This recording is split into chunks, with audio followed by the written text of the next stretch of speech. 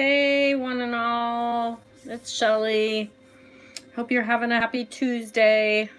My computer, it sounds like it's winding up to take off. I've been clearing the slate with my computer. So today what I was going to talk about is the love of money.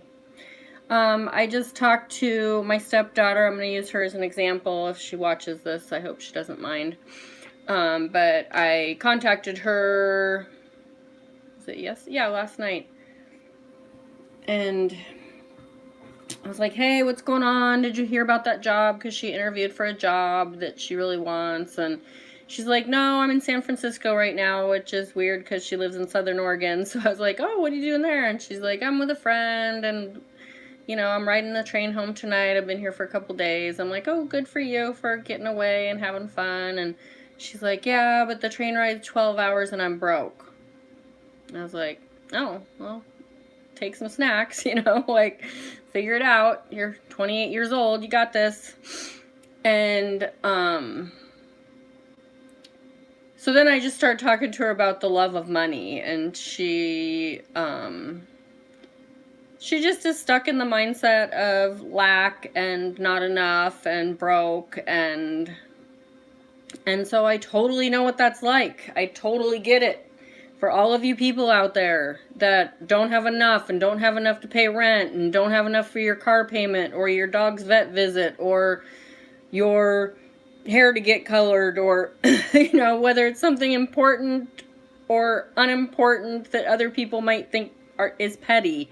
You know, some people it's super important to keep their hair done or their nails done, and other people are like, why are you spending money on that? Like, you can't even pay for your phone bill. And it's like, for some people that's super important, and I don't judge because, well, sometimes I do judge, but you know, everybody has their priorities. But the thing is the whole love of money thing is a mindset.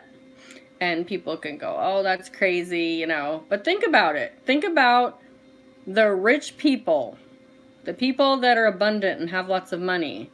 Do you think that they're going, should I get my nails done today? Because I don't know if I can afford that. Or, I'd go out to eat today, but then I probably won't be able to make my car payment. No, they're like, I'm going to get my nails done. I'm going out to eat. I can afford everything. And you're going to say, oh, yeah, well, of course they can because they're rich. Well, how do you think they got rich? What do you think that they got rich on that mindset of, oh, I can't afford that. I can't afford a cup of coffee today, which, you know, 20 years ago was 50 cents, but now it's like $5 or $6.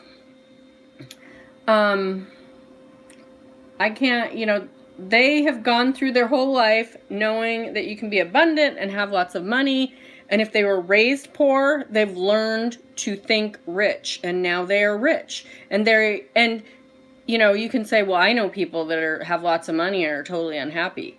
Yeah, but their mindset about money is abundance. Even if they're like, oh, you know, I think about my grandparents, and they never wanted to make any long distance calls because that cost too much. But then they would go out and buy things that they really liked, that we would think, you know, my grandmother spent thousands and thousands of dollars on one single sewing machine. Could have bought a car with it, literally. And she did that because she enjoyed it.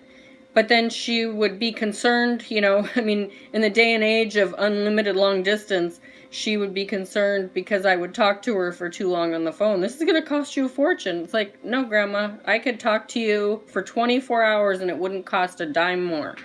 You know, and it took a while for her to totally understand that.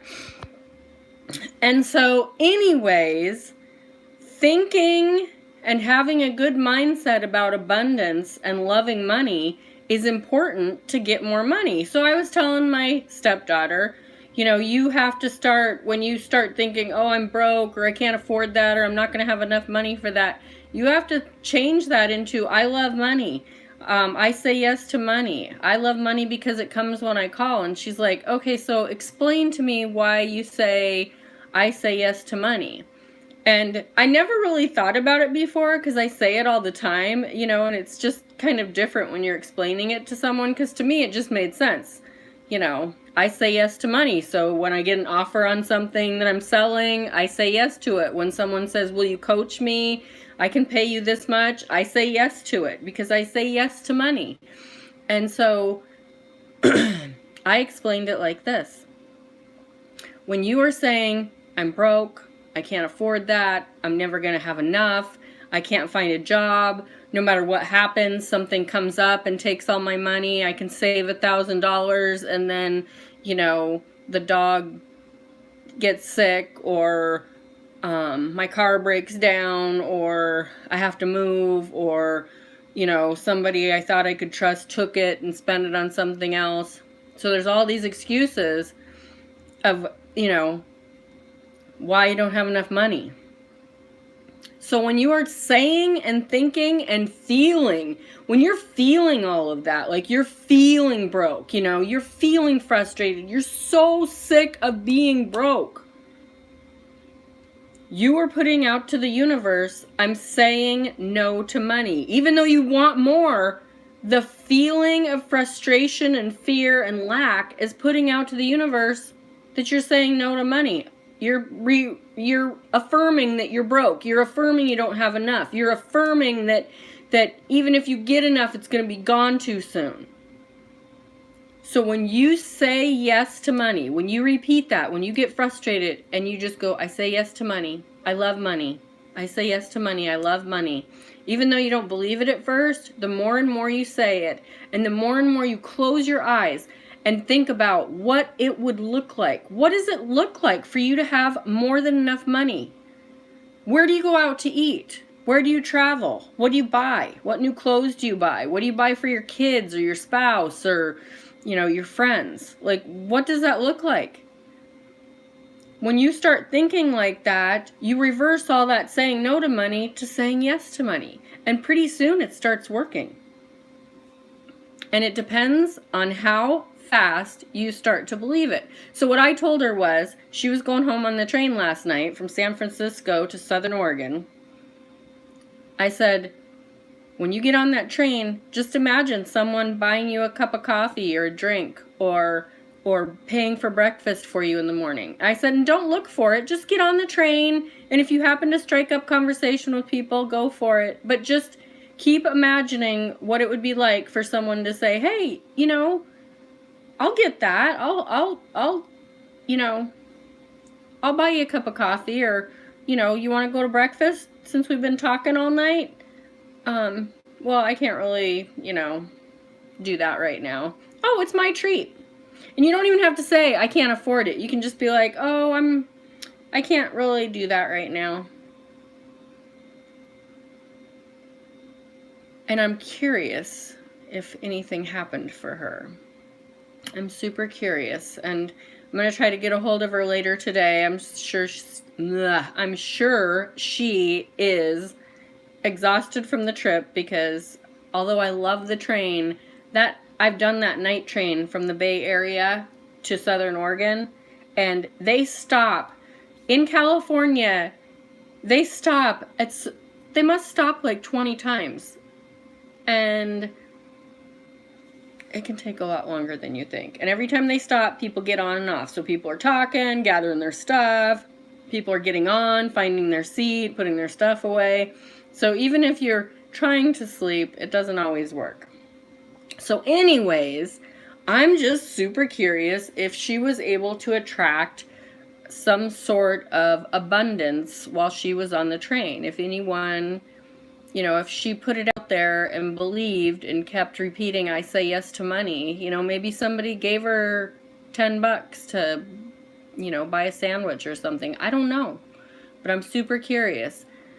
And I feel like she's kind of a little bit of a project, because she doesn't really understand this whole law of attraction thing. And I just keep throwing these things at her, and she's like, that doesn't make any sense. And I'm like, with money, you have to believe it before you see it. Like, you have to believe that it's coming. And when you do that, it comes. But you have to get into this space with money that you love it, whether it's coming or going out of your life. So many of us love it when it comes in. We love to get our paycheck. We love to win the lottery. We love to gamble and win.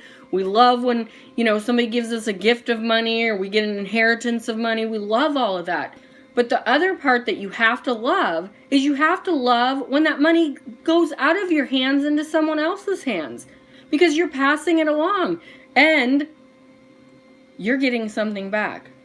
Whether it's, you know, you're gifting it to someone and you're getting that satisfaction of helping them or giving to them or buying them a present, or if you're driving your car, if you're making a house payment or a rent payment, you're living in a home, if you are buying food, you are eating this week, you have to love all of that. You have to appreciate it. You can't sit down with your bills and be pissed off because you have to pay all your bills and then wonder why you don't get any more money or why you're broke next week because you already paid all your bills.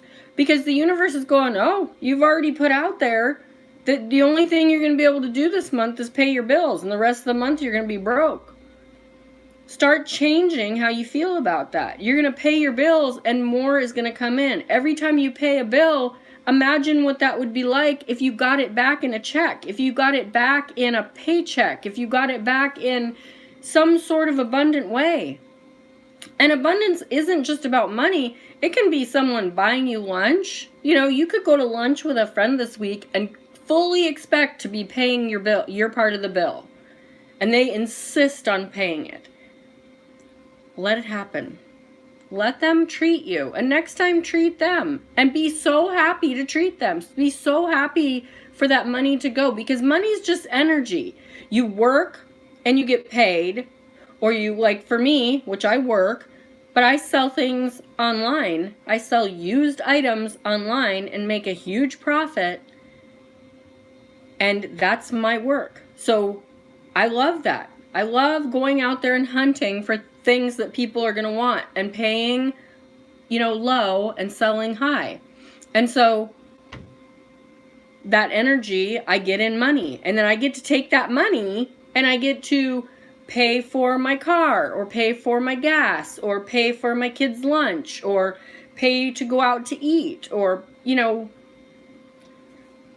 pay my bills. And I'm thankful for that. Every day I'm thankful for that. I'm thankful for the money that comes in, and I'm thankful for the money that goes out. And when that money goes out in a pay it forward, gifting way, I know it's going to come back tenfold. And it happens every time. I'm telling you. Every single time I give, whether it's a tip at a restaurant, whether I'm at an intersection and I give a panhandler a couple bucks, whether I give to a charity online or GoFundMe that I'm you know, see on Facebook and I'm like, oh, I'm going to give them a few bucks. I think to myself, that's going to come back to me tenfold because I am giving out to the world. I'm giving out to the greatness of the world, and it comes back to me. So, the love of money is so important in order to be abundant.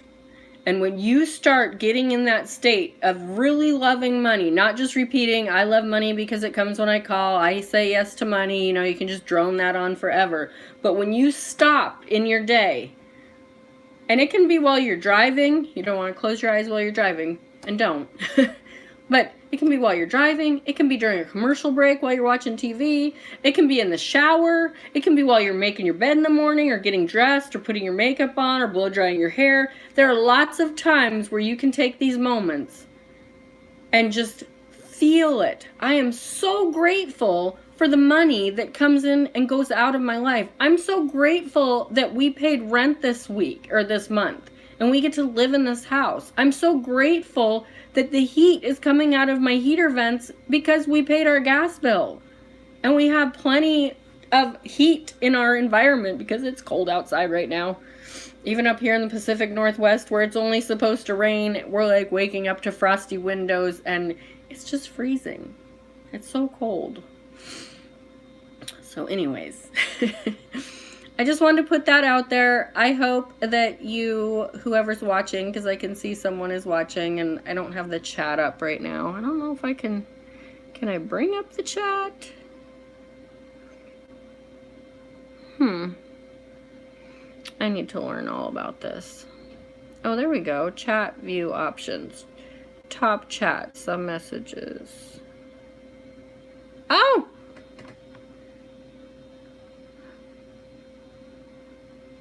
Okay. Going on Grumpy. So what is your real name? And do I know you like from Valerie's channel? And I thank you so much for watching, because right now you're the only one. Barb. Like Barb from Florida, Barb?